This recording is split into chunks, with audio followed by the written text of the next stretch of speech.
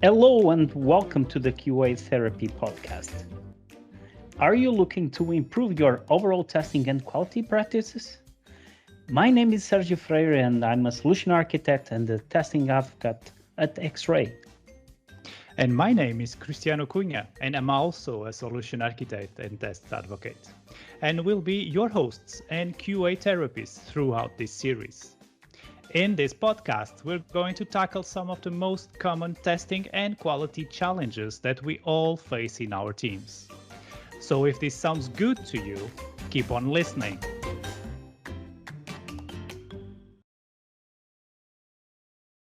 We have all heard about artificial intelligence and machine learning trends, but how far are we in using such advances in our processes? How good are we in testing applications or processes that uses these advances? And focusing on quality, what can we expect that AI and ML will bring to the table? Will artificial intelligence steal all of our jobs? To assist us in this topic, we have a special guest with us, Tariq King. So please, stay tuned. As usual, we are here and we will see what exactly brings you here. So what are the symptoms you may be feeling that may hinder that you have some issues about AI and ML? So ask yourself, have you heard about AI and ML, but you are not sure what it means? Or is your team using AI and ML, but you don't know really how to test it? Or is your team thinking about AI and ML as our savior and that it will solve all of our problems? So time to talk about the problem, and all of these are symptoms that AI and ML are still not fully understood.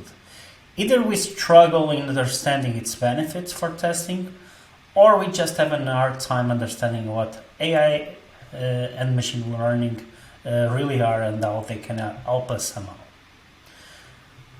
So today we have here with us Tariq King, our expert QA therapist, to assist on diagnosis and prescription on these symptoms related to how AI and machine learning will influence the testing world. He is currently the Vice President of Product Service Systems at EPAM. He was previous at Test.ai, and he has published over 40 research articles, which is a lot. He's also a frequent international keynote speaker and trainer at leading software conferences in industry and academia, and serves on multiple conference boards and program committees. Welcome, Tariq. Are you feeling comfortable in our QA therapy couch? Yeah, thanks. Thanks for having me. I don't think I've ever been a therapist, but this is a good opportunity to see how I do. You'll do great. So let's start our session. And if you have to define what AI and machine learning are in a few sentences, how will you put it? And you are really good on this.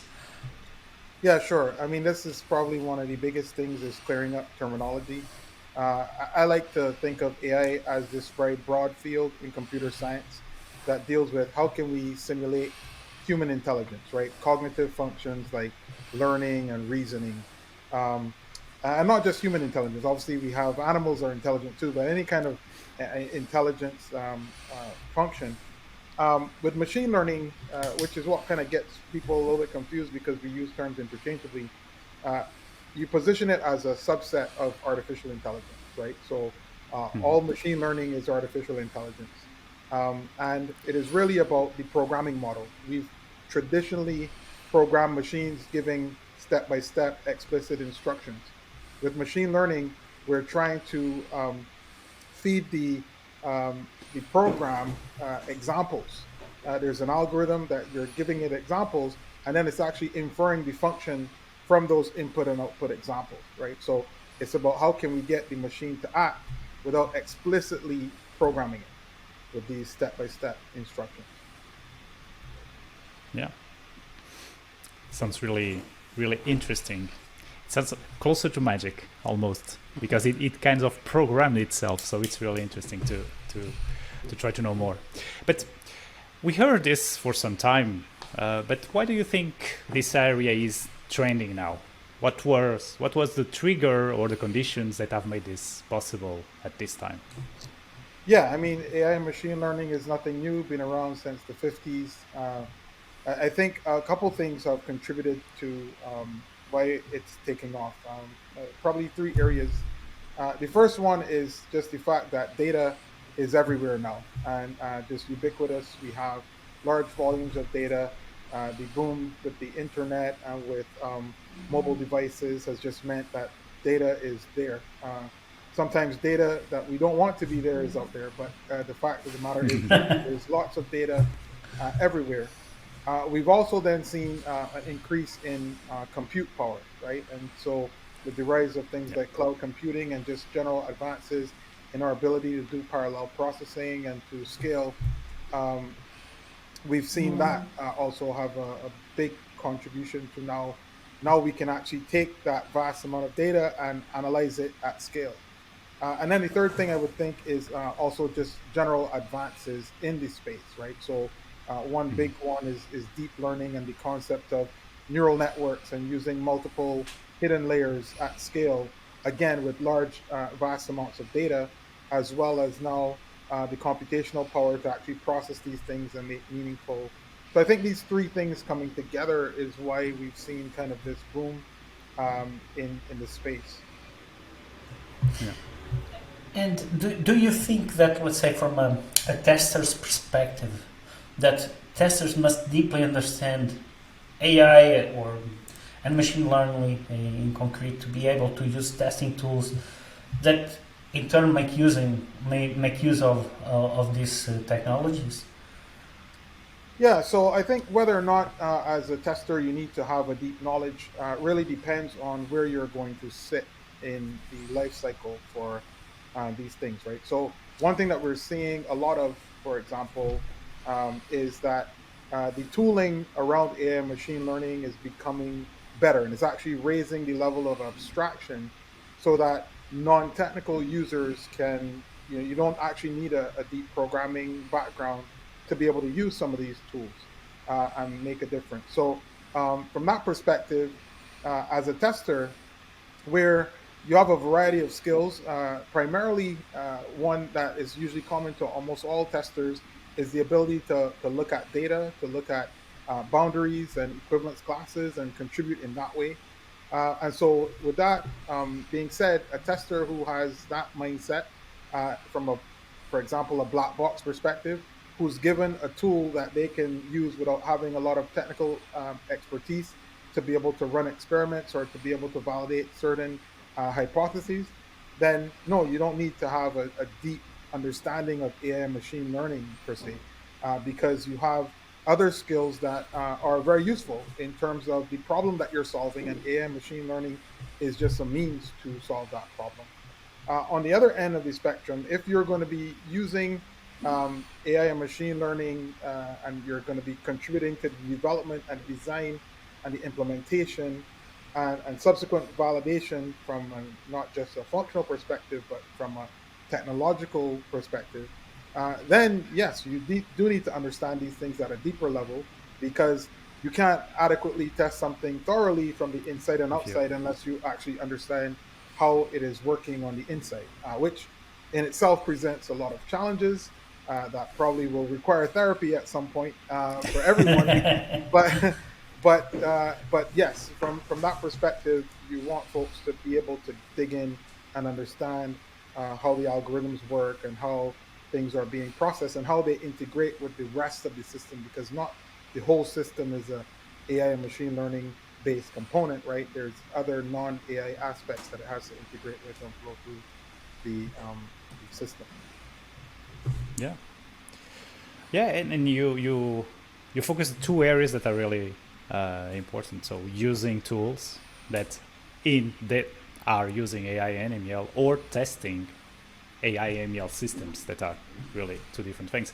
In this area of testing AI and ML systems, I'm thinking about the testing area. We are used to have a pass or fail for the checks that we do, even the automation that we do. But AI and ML is not really that straightforward. So what is considered a success or a failure in this area? Yeah, there's a great question. I think you're right. We're kind of programmed as testers sometimes to think of hard pass and hard fail. With AI, because we're solving, especially some problems that haven't been solved before, sometimes the answer is a little bit more fuzzy than strict yes or no or pass or fail. I think what's important there is to understand that um, even in the testing world, when we talk about pass or fail and we put these labels down, um, we actually don't know if it passed or failed. We are just giving a best guess estimate based on what we've seen from a very narrow execution of the system on a specific set of inputs. What we kind of think is, hey, this looks like correct behavior, and we label it as pass. Um, It's a but simplification. yeah, it's a very simplification. I mean, when you think about the Oracle problem, which is what we're talking about, knowing whether or not the software did what it was supposed to do and it didn't do anything else is not a trivial thing to solve. And we're just actually just saying, hey, it looks good from my perspective right now. Or an automated test is saying, yes, like we got the functional results that we expect, right?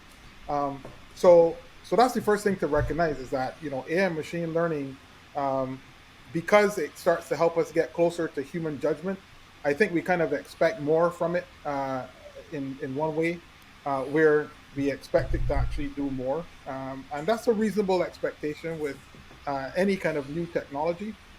But the fact is that there's a number of factors that play into the fuzziness of AI and machine learning, and one big one is not all models are easily explainable. And so the fact that we actually can't necessarily go in there and look at why the machine came to that result means that by nature we're left to look at inputs and outputs and try to somehow reason about whether or not it did the right thing, right? Which is what we're doing anyway. But now it just becomes a little bit more explicit. And then the last thing that I'll just say to that point is also that, you know, with machine learning kind of having this property of kind of some of the models, not all, not being explainable, what I think that we are trying to get to is to have how can we build explainability into the system so that when the answer is fuzzy, which is a bigger, I think, a bigger point to make, when the answer is fuzzy, can we get information about why the machine recommended this particular That's result? a very, very good point, Tariq. Like another quality criteria to have in mind, explainability. So we have been hearing a lot about observability, testability, and now I also explainability. And also connected precisely to this point and the kind of the preparation of data to train the models is for sure, like, I think one of the most important tasks to enable, let's say, the learning aspect.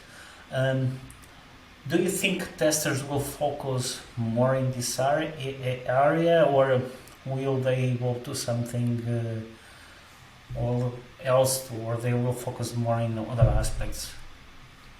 Yeah, I think, well, first of all, I think that we need testers to focus on this area. That's the first thing I'll say there. And hopefully we'll get testers to kind of rally around that problem. And the reason that I say that is that when we talk about training these systems, right? And I tell people still, when they think about machine learning, they say, oh, well, these systems are learning by themselves, or they're doing this and they're doing that. And that becomes a challenge, of course. But the machines are actually just doing what we tell them to do still. Yeah. If you really stop and think about it, we're just telling them what to do with data and selecting that data, making sure that that data is actually sanitized or balanced, and or we talk about fairness. All of these are aspects that I think testers can bring to the table because we are very good at data and test data management and data selection challenges, right? And then on the other side, even how you validate how these things work is a data problem, right? Like now you're seeing if data that the machine hasn't seen before is being correctly classified or categorized, and how is that working, right? So I hope testers will focus on this particular challenge of training and helping to, as part of training, helping to validate the training aspects of the system. But it's not a trivial problem. That's the first thing to just note.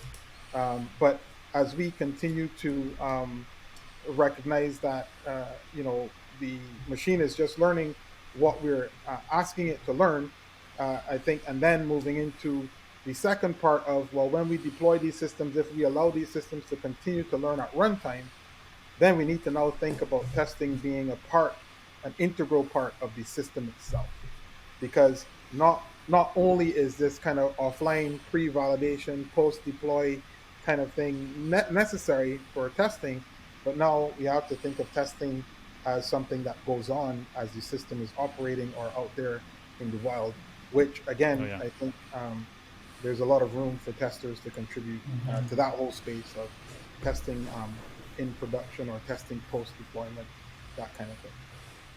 Yeah. Because that's the thing, while they are deployed into production, they will not stop learning. So they will continue to evolve. So we need to continue to validate. So yeah, it's a really, really important point. And looking at possible issues or challenges that we may have, like I'm going to drop some words here that may or not fit the biases or issues like overfitting. You talk about fairness. There are a lot of things that we heard about preparation of data or the AI/ML overall. But what, in your opinion, are the most common problems that we have with AI/ML that we need to take care of, looking at the development part and the testing part? Yeah, so I mean, for sure, you mentioned some of them, right? For sure, we talk about fairness as something that is critical, but I don't think that we've really seen or grasped that the success of this technology will depend on whether or not we have played a good role, even as a testing community, in making sure that these systems are fair, right? That they don't somehow put groups that may already be at a disadvantage at a further disadvantage, right? And there's been many panels that have sat on in different countries, some all the way from Tokyo to Portugal, and it always comes up. It always is a major topic. All of the tech giants are concerned with this problem and wanting to have some sort of governance around AI, and fairness always plays an integral part, whether or not the actual machines are culturally aware. I mean, I heard my daughter just the other day saying to Alexa, Alexa, I would love to go trick-or-treating with you, but you're electronic. And it makes me always think about now, like she has personified this voice assistant to the point that she feels that, hey, you know what, you should be coming with us. Like, why can't you come with us? And then that makes me have all sorts of crazy thoughts. Like, maybe one day she will be able, we can bring her with you, technically, even with our mobile device. But maybe with computer vision and all these things, maybe it'll be another level. And once we're there, we, in essence, have something that is fully integrated into society and interacting with our children and our peers and our parents. And where do you go from that point? If these things haven't been sorted out, you're going to have all sorts of issues with these types of systems. So fairness is definitely a big deal. Other kind of more, I think, technical or technologically related challenges deal with how do we really get these systems to scale and be applicable. One good thing about machine learning, for example, is that we can apply it to all sorts of different fields and different domains and so on and so forth. And everyone is kind of doing their own thing, right? And so how do we start to kind of bring a lot of these things together? And then as we bring them together, how do we make sure that, you know, you're not getting all these sorts of integration challenges and things like that? Because it is one thing to just think, hey, this technology is cool, it can be applied, we have all the fairness issues, you have things like overfitting practically, but when you actually get it to work and now you have your version of it and your flavor of it, someone else did a similar thing, and now these systems are all talking to each other.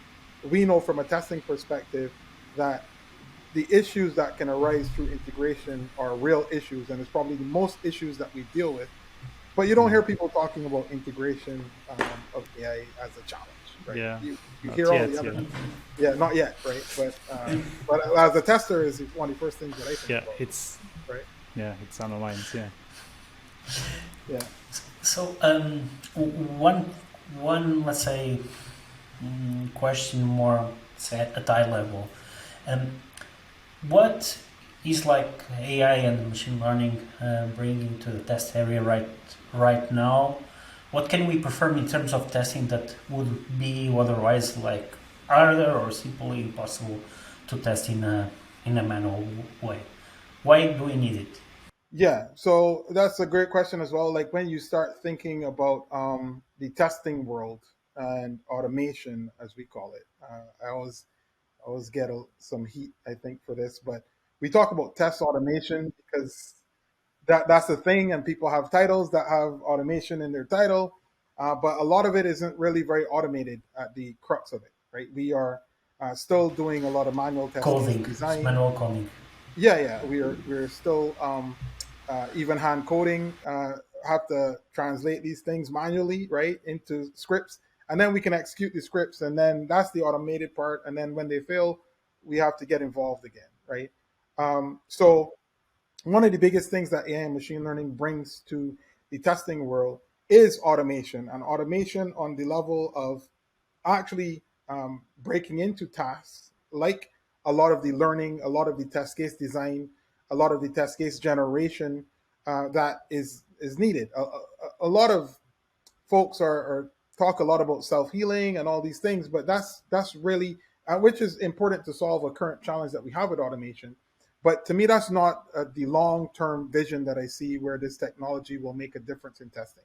Where it will make a difference is that if we can now uh, sit down and point our machine at a website or an application, and it actually goes out and it learns, or maybe it has the knowledge already about the domain of this application, it can now start to design which tests it wants to execute, and it can actually go and execute these things and do so all without human intervention, right? And as a human, Hmm. when I stop by this machine, I'm now able to see results from what have been tested. I'm able to learn from what the machine has learned and either validate that or not to make the machine even better at doing it. So I can go back and do what is probably more important to me in terms of my function as a human being, something that the machine can't do, right? So we're seeing AI being used for test automation in terms of things like test case generation at different levels. Of course, folks start at the functional level a lot when it comes to automation, but I've seen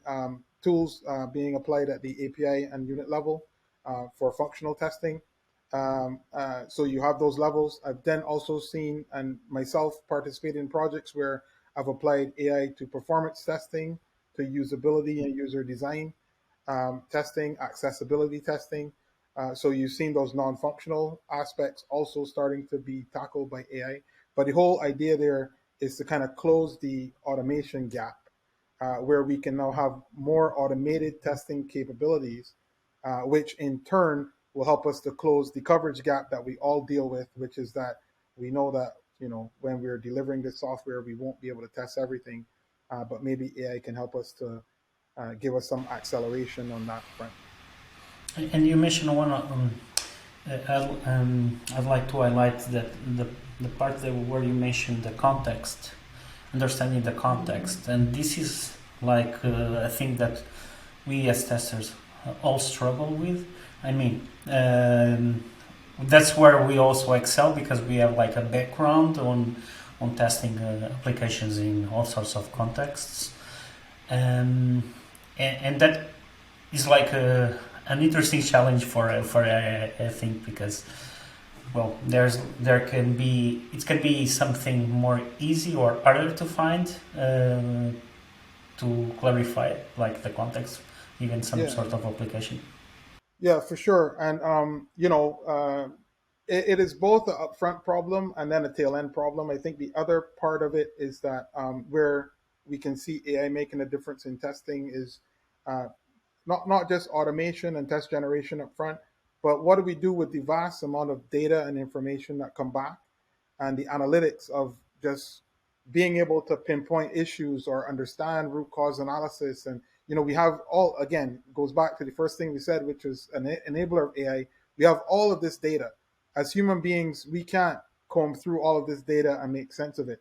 So if the machine can really help us to do that, I think that is also a key part of it, because the analysis of that data and the analytics and everything that kind of goes into turning that into useful information for us to act on, or actionable items, or insights, if we want to use that term, is also a key part of what drives testing forward. And so leveraging a lot of the progress in those areas for AI and machine learning is certainly going to help move testing forward as well. How do you see this tester role evolve with the increasing usage of AI and ML, or any recommendations that you'd say to our listeners related to this? So I see that number one, the tester role with machine learning is the ultimate shift left. Like we always like to talk about shift left, and the ultimate shift left is if the testers, who were traditionally at the end of the life cycle, are actually at the beginning building the system, right? And remember, the AI machine learning model allows us to build the software by using these input and output examples. So that's one of the first things that I would say is just a revelation on my part. Now testers can actually be truly upfront, helping with the design and the development of the system. And then from that point, they're in every other part of it, because now all the data that's being used to validate the system, all of the edge cases, all of these other things. So it now makes that like an integral part.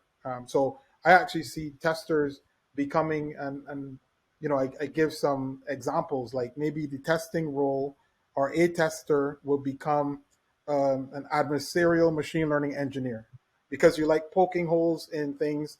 Now you can act as the adversary, which, if you know any kind of machine learning adversarial networks just fight against each other, well, now you can use that information that the tester would use to poke holes in it to actually reinforce it and make it better. Or maybe a tester is responsible for cultural awareness in AI and machine learning systems, and they're playing that role throughout the life cycle. Or fairness, or more traditional things like development and performance, etc. Thanks once again for being here with us, Tariq. Time flies by. Thanks once again. Yeah, thank you. Thank you. Before ending our episode, it's time for some vitamins. We know that in general they are good for our health. In this case, we'll be talking about vitamin X, where X stands for Xray. AI is becoming widespread, and there are already some testing tools taking the most out of it. Examples include Functionize and Applitools Eyes. And you know what? Xray documentation provides tutorials showcasing how to use them together with Xray for helping out teams achieve greater testing results. And it's time for closing up and our closing regards. And in a world where data begins to be centric, we need intelligent ways to process it and reach valuable conclusions from it. That is where AI and ML are valuable. We are still in the earlier stages, where we can see application assisting in visual tests or in test selection for execution, but we can already anticipate that there is a lot that is not yet explored. Our expectation is that we will get to a point that AI and ML will help build tools to assist testers in a smart, collaborative testing process, where these tools will do most of the work overviewed by the testers. So see you in our next therapy session. Happy testing! Happy testing!